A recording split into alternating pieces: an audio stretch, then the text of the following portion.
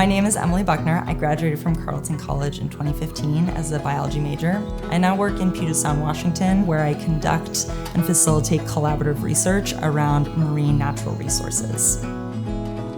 I was always passionate about the environment and wanted to find ways to protect it the best I could. When I was younger, I definitely had this view that humans were bad, nature was good. And I think both my view and the view of my field in general has really shifted over the last decade or so. Humans are a part of this landscape. Our goal should really be, how can humans live in synchrony with nature?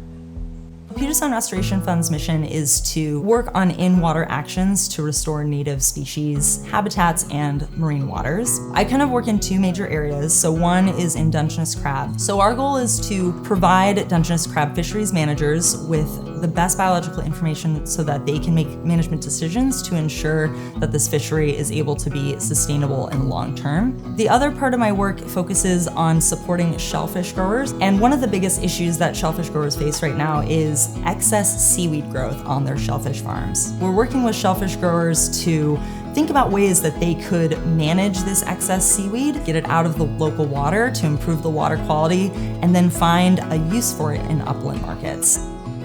Going into Carleton, I took a lot of biology classes, but I also took Shakespeare classes, art history classes, environmental history classes. I was able to keep building skills in the sciences and maths, but also in writing, reading, and critical thinking. One thing I love about my job is that every day looks a little bit different. Working at a nonprofit, I'm getting to do everything from being out in the field to being in big meetings, writing grants, and looking at data. I feel like I'm getting to work in a space that, inspires hope in other people and feels like we're really making forward progress.